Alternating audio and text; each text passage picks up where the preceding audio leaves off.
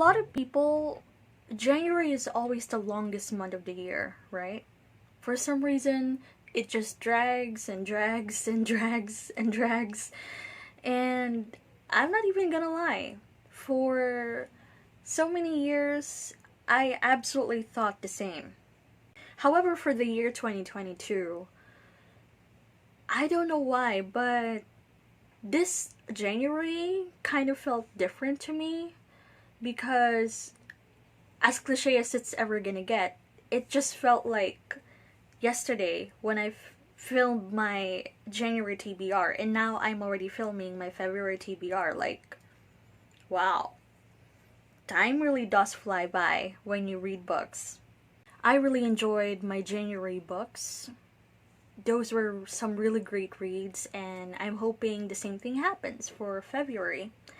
And for this month, since I just wanted to be as cliche as possible as well, then I went for the very thing that everyone thinks of when we talk about February, right? Of course, starts with the letter V.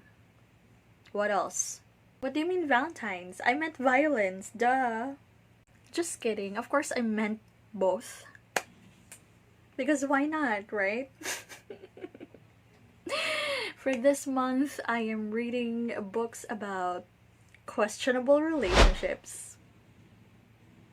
I haven't read much romance last year, which is, of course, mainly because I haven't read that many books.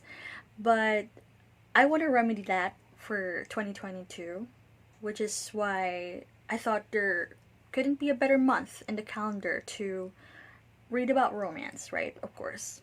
So for this month, I have decided to not be very ambitious when it comes to my TBR, but still be a little bit of ambitious, if you know what I mean. February is the shortest month of the year, of course, so I wanted to keep it realistic. That's why I only decided to read 3 books for this month. But, since we always want to still challenge ourselves out of the box and to go outside of our comfort zones, even though I'm only reading 3 books for this month, I have decided that I will read 3 massive books.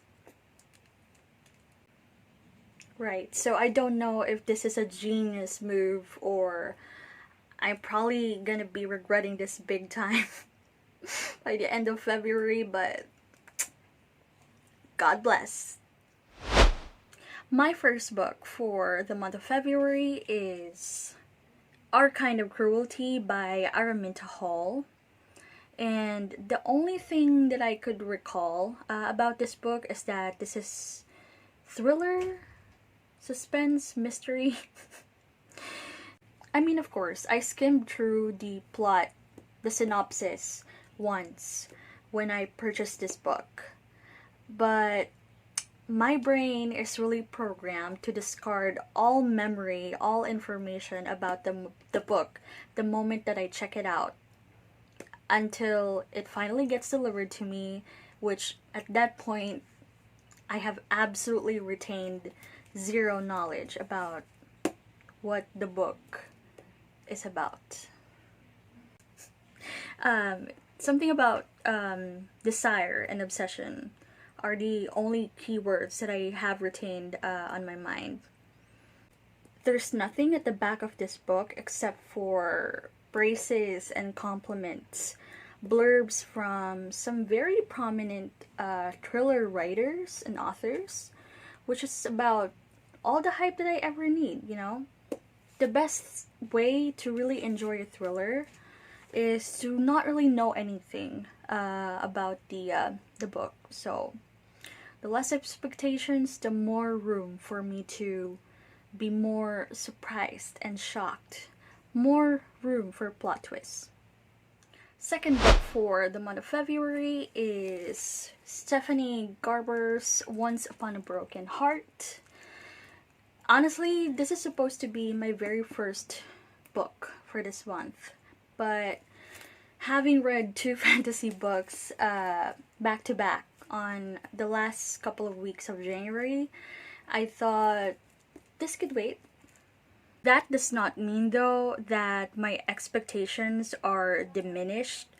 I know that Stephanie Garber has been critically acclaimed for the Caraval series. A lot of readers love her because of that series, and although I haven't read that book, I'm excited to fall in love with her writing too. I know that this is just book one of the new series that she's starting, so let's hope this works out for me. Tagline of this book says, "How far would you go for happily ever after?"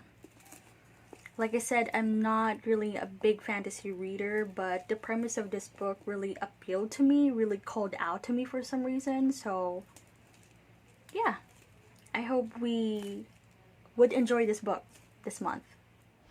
And now, my third and final book for February is a book that I had been dying to read since last year. Actually, for a long time now, because this has been written by one of my all-time favorite writers who has penned one of my all-time favorite books. One of my top 10 favorite books of all time. Alice Hoffman's The Marriage of Opposites. This book is already the fourth Alice Hoffman book that I will be reading. The first one that I've read from her was Local Girls. And then the second book that I've read from her, which is my least favorite, is Here on Earth. And the third book that I have read from her was The Dove Keepers. And this is the book that I'm talking about. I think in many ways this book has changed my life and impacted me so much as an aspiring writer. So, The Marriage of Opposites will be my fourth Alice Hoffman book. Let's hope that it also follows the footsteps of The Dove Keepers. This is about a forced marriage and a forbidden love. I think this is a fictionalized account of a real-life impressionist painter. And yep, that's about everything that I know about this book. So definitely I expect nothing less from one of my all-time favorite writers. So I am certainly expecting to be blown away by this book. No pressure book, but yeah, you better be a 5-star read. And there you go. These are my February books. And I promise I didn't plan on this, but somehow the shade palette of their book spines are pretty much Valentine themed. Again, these books are massive, so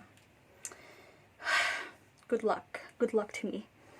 As always, I hope you have an amazing month of reading for February. Here's to great romance reads. And thank you so much for watching my video. See you on my next one.